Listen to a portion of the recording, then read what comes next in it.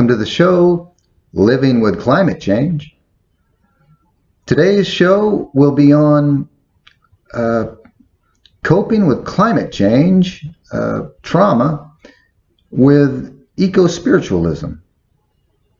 Now, this is a bit of a continuation. The last show, we were talking about eco-trauma, climate trauma,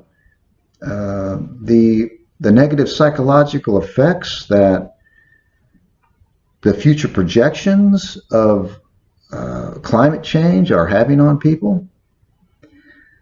Now, last show we looked at it on a couple different levels.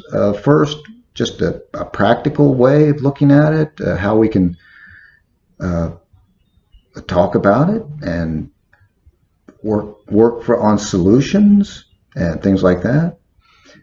And then I talked about the next level of maybe not of looking into the future, and that it won't be as bad as we think it is. It may not have been a convincing argument or a way of looking at for some people, but it's helpful for me, and I hope maybe some of you. But today we will look at the climate change trauma. We will see how we can cope with that with spiritual principles, or we could call eco-spiritualism. Now, it may seem strange to have a show that is dealing with spiritualism and climate change, but the show is called Living with Climate Change, and its purpose is to give a different perspective on how we deal with this.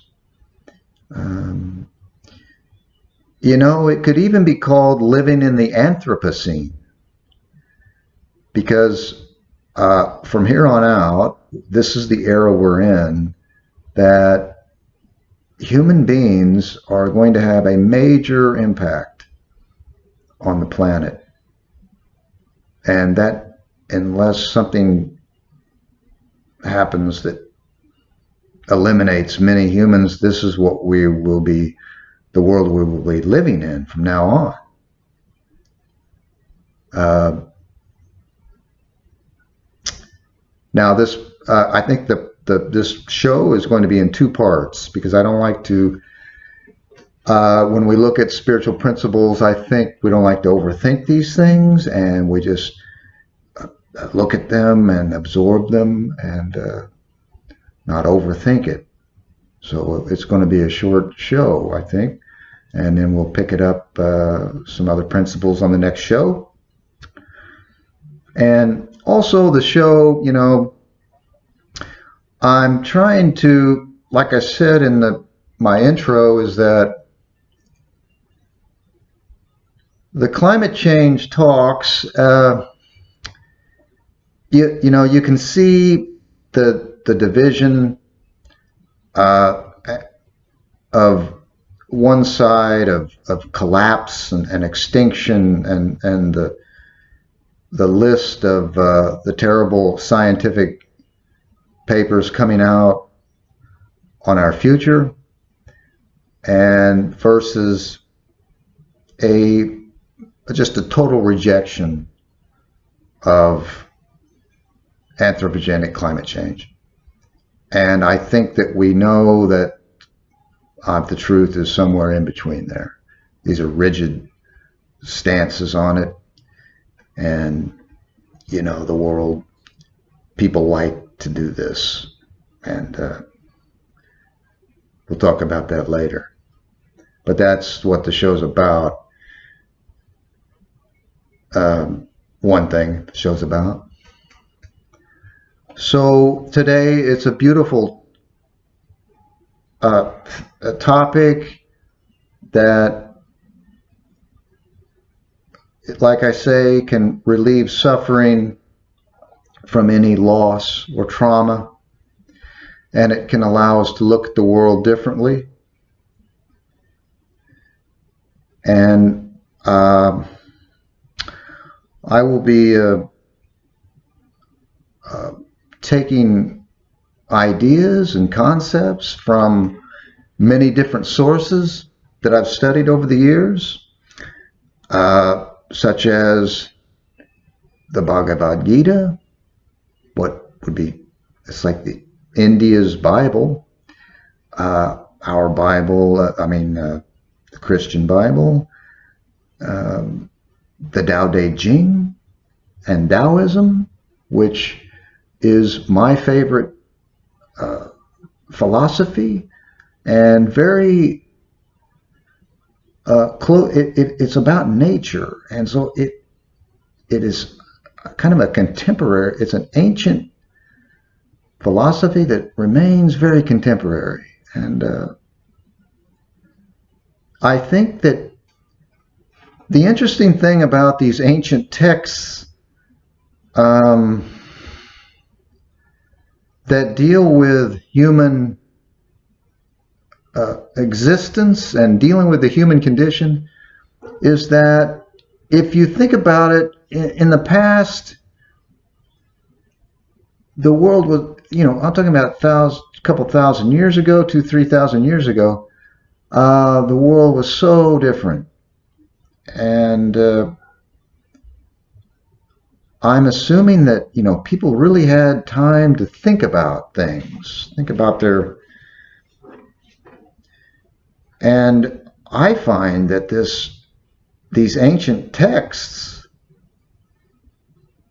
they reveal that as much as our civilization has changed with technology, that the basic structure of our brains and our thinking and our minds has not changed. And it's very evident in these writings that if we can, if they are really from that time. And another, the Upanishads from India. Also, and then basic teachers like Alan Watts, who brought Eastern philosophies to the West back in the 50s and 60s, and today Eckhart Tolle, a wonderful spiritual teacher, Krishnamurti, and so I'll be drawing from some of these, and I hope introducing some of these things that if people don't know about, maybe you do know about them, but it's these. We need to look at these every day to help us in our daily lives. So I hope today's show will be helpful, and I hope that it doesn't put people off being an idealistic and naive way of looking into the future. I simply don't believe that. Anyway.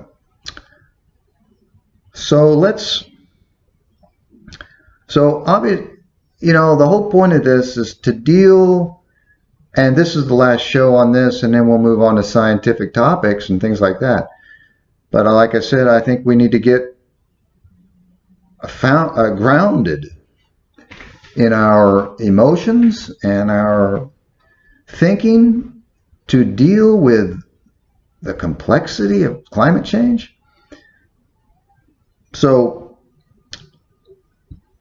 let's look at the absolute worst case scenario that many people believe, and they think it's over. And there is absolutely nothing we can do about it. For instance, let's say global dimming. Let's say that theory is true, and that if we reduce our emissions and stop fossil fuels, that it will be worse. Now, we'll think talk about that later. And we have positive feedbacks that they think we cannot stop. Methane, the Arctic's going to thaw out, and there'll be methane, and other Siberian. There'll be food crop failures. The oceans will die. There will be nuclear accidents. I think you get the picture. Now let's just say that that is going to happen. Well, and so last show we looked at kind of less severe things and how to deal with those. So today, let's say that we think that that's going to happen. Now, how do you deal with that? Well, first let's look at,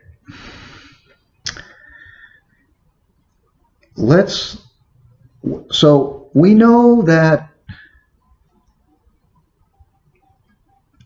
we will all die eventually, right? So we're going to die anyway. So all of us, I think when you're young, you don't think you'll ever die. But as you grow older, you realize that you will. So we have to deal with it anyway. Now you may have religious beliefs, but then you don't need this video. You don't need, because you're at peace with that. But maybe you're not.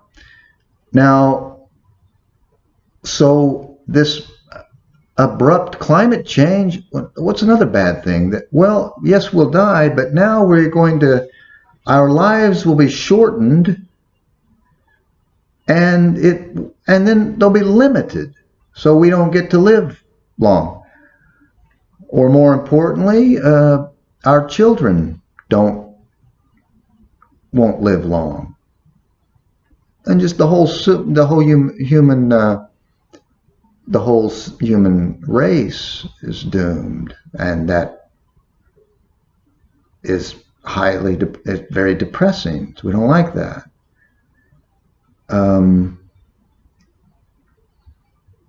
Now let's acknowledge, so we know these things, we know that we'll die, but let's look at, we don't know, is that we don't know what will happen when we die. That's the mystery of life.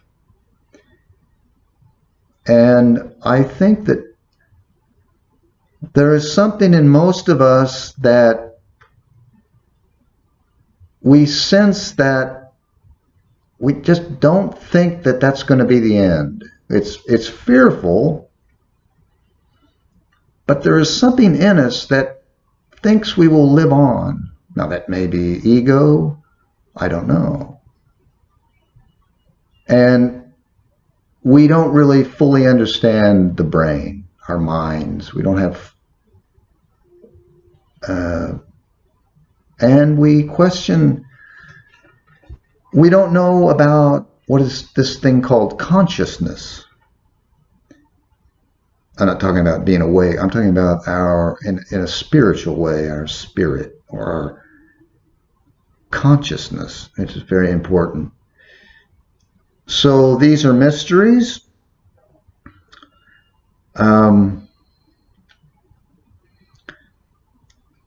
Now, let's look at Taoism, my favorite philosophy.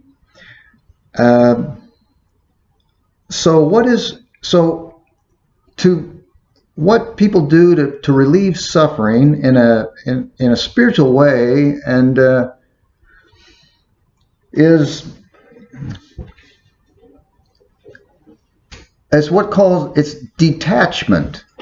So we know that from a man once said, to live in this world but not of it.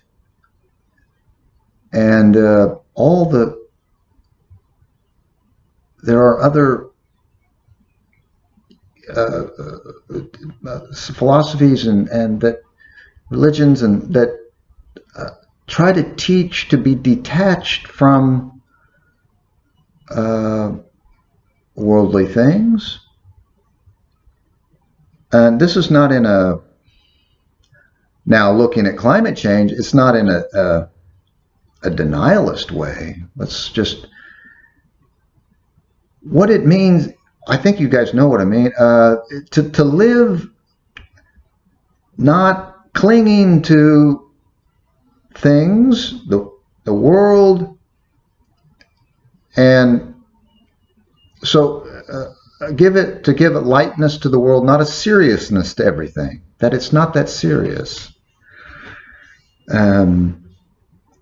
So this is one of the main ways of dealing with suffering and loss that the Buddha and all these people tried to figure out.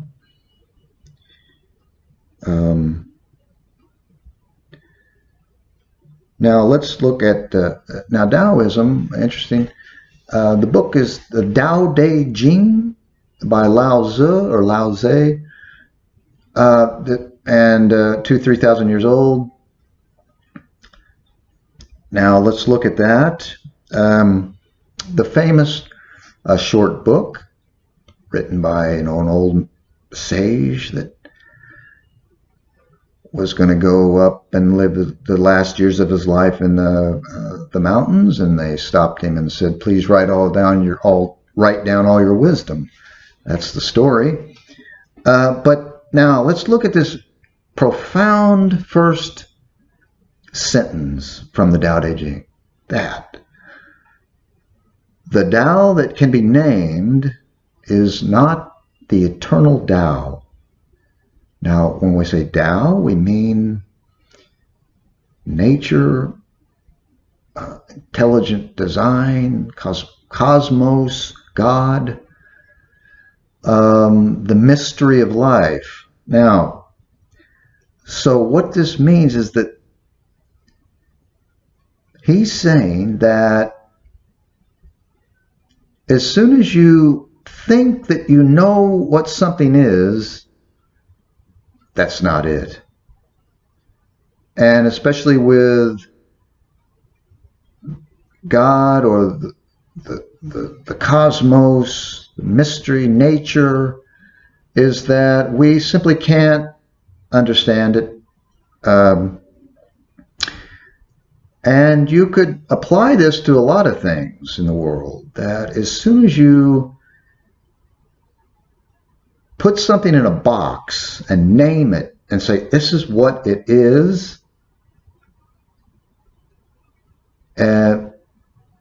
you don't have it. That's not it. So you always have to look at things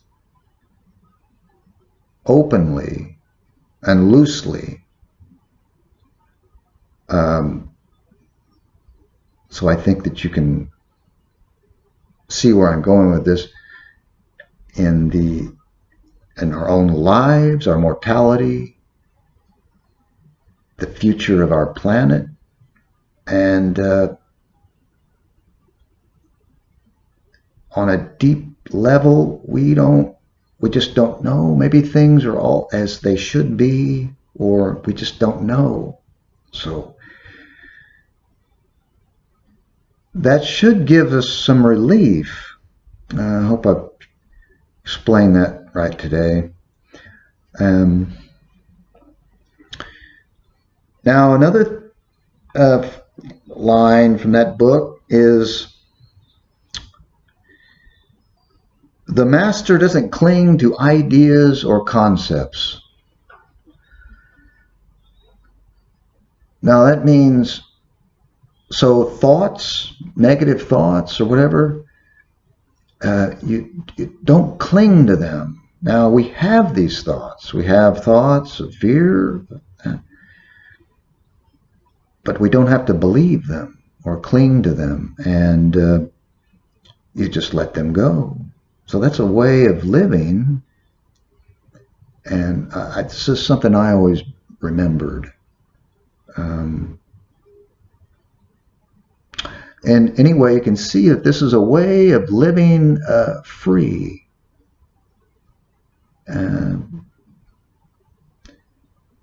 So that's just a little bit of Taoism I thought I wanted to present, that you can further look into this yourself, or it's a little reminder of the beauty of that philosophy. Now let's look at a book that it's called A Course in Miracles. And that came out of the United States in the 70s. And it's what's called a channeled book. And it has a lot of Christian terminology in it that might turn people off, might not. But it's a very helpful book to read and understand. It's based on these lessons. You take one lesson every day for 365 days, and that will lead you to peace and freedom of your mind. But the course can be summed up in this famous, maybe you've heard it, these famous lines, and I'll read them to you now and we'll talk about them. It states that nothing real can be threatened, and nothing unreal exists. Herein lies the peace of God, or herein lies peace. So I think that maybe all of us can sense that if we go in deeply, that what it's really saying is that all there is love. That is what the world is, and nature and everything is good, and it is full of love. And anything else is an illusion created by our own minds.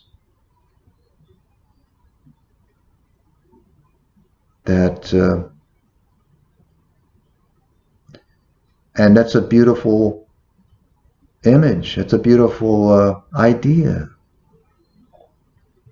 that I think that you can see.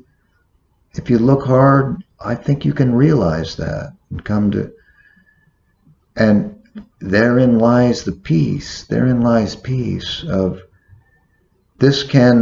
You cannot, there will be no fear of anything if you can adopt some of these powerful messages. And I'm not saying to not take action and do anything with your lives, but I'm saying to be grounded in these beautiful ideas and concepts and practice them every day, and then go out into the world and do your work, especially with climate change.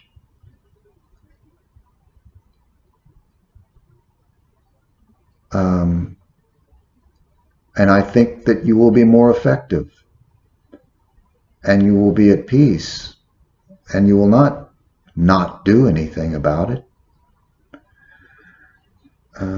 This is just a suggestion, and that's the point of the show, is to, anyway, the next show, I'm going to talk about a couple of more concepts that will be very helpful dealing with the human condition, our own suffering, our own daily lives. That isn't talked about much, really, in the mainstream. And I think if you get in this state of mind and you watch, I don't know, the news or a movie or that it will seem silly to you, maybe. but you will, it won't be appealing.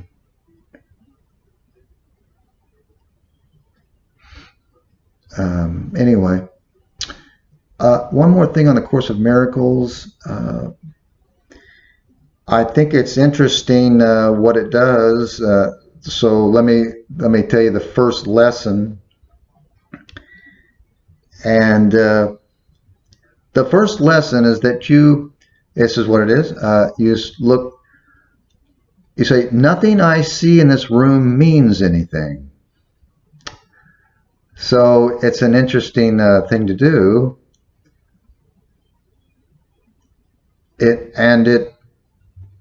I mean, and I was thinking about this morning that, I mean, some of these things, brainwashing, I think our brains need washed every once in a while, if you know what I mean. What's wrong with that? But look and see, look at anything in the room, look at a spoon, a cup, and really look at it. And instead of immediately saying that's a cup and that's it, and judging, and notice how our minds have just labeled everything. And we don't really look at them. So if you look at something really and say it doesn't mean anything, and see what the meaning you've given it, or it could be anything, your car, or maybe something that you love a lot, some physical thing, and just like realize that it doesn't really mean anything other than some concept you've given it. So it's a lesson, and so this whole course takes you through these things. And if you can stick with it, and most people never make it. I didn't make it. I think 120 or something. Because it does get, the whole course gets a bit too much. It's overthinking. The books are, thicker than the Bible. But it's the message of the book is wonderful and beautiful. Now another lesson is the lesson 7 to kind of get you through, and it states, I see only the past. Now I think of most of us, if you're not conscious, that maybe that's what you do. You're not real. Everything that you see is based on your past assumptions, your knowledge, and just to understand that that's the way you're looking at things can be a spiritual practice. So you're not looking at the world like a newborn baby, or as a child usually looks at things. And we know, be childlike in some ways. So that's an interesting thing to do also. Anyway, another great book, and that's out there to. Now, I hope that you see when you go into these things and you quit, it's a way of freeing your mind. And I don't see people in this state of mind very much, especially dealing with political things and just in climate change, and what do we do about it, and debates. People are always so the point is that just if we can adopt some of these, and I'm telling you to I'm asking you to try to live your life looking at the world this way, and you'll be much happier. And but the world may seem kind of silly to you also. The things that the things that people focus on and cling to. As you get older, doing this when you're young, very hard, very hard. But as you get older, it becomes easier. One of the beauties of growing old. Okay, I think that's enough for one show, and just we'll let that sink in. And the next show, I want to talk about, just so we can understand what the ego is, our human ego.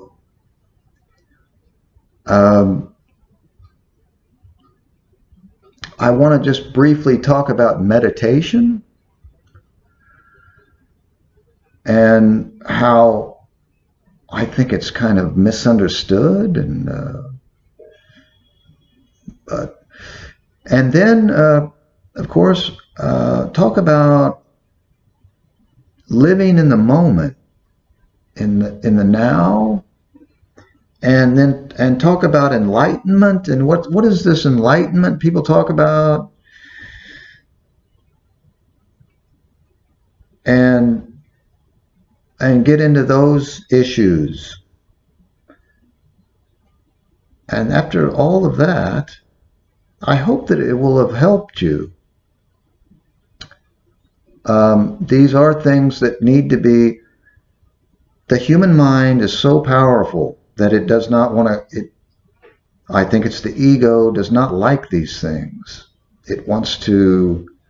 I'll briefly say what kind of the thing about the ego, and I think when I say ego, I'm talking about the conditioned mind that we have from our just who we are, and the way our families, where we came from, our jobs, all these create a person, an image that we try to hold up. Some of us more than others, of course.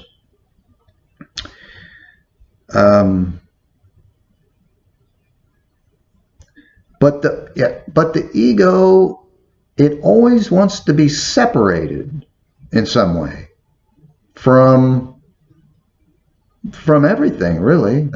I think you can see that yourself, maybe, or maybe not. You need to be identify that that's what it's, in a way, that's what it's doing. Because when you lose your ego, and it's happened. It's called Satori, and also and you become one with everything. It is an experience that it cannot be. Nothing can be that more beautiful and revealing, and than that. That when you feel at one with everything. That's what the monks and everybody are trying to achieve.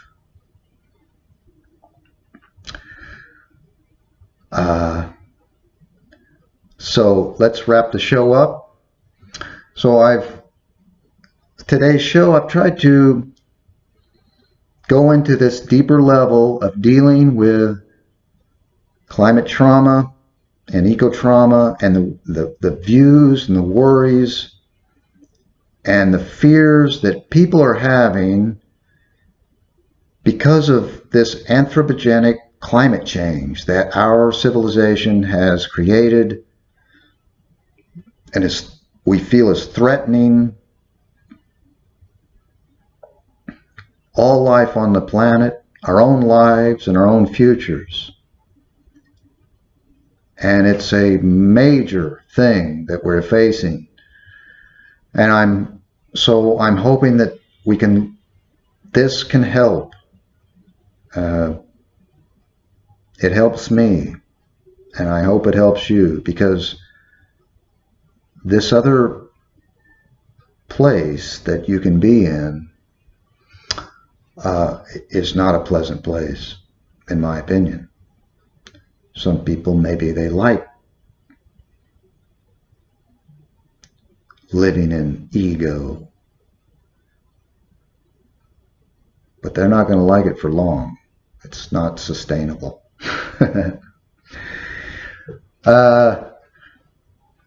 Thank you for joining me, and I hope the show's been helpful to you, and we will continue this on the next show. Thank you for joining me. Goodbye.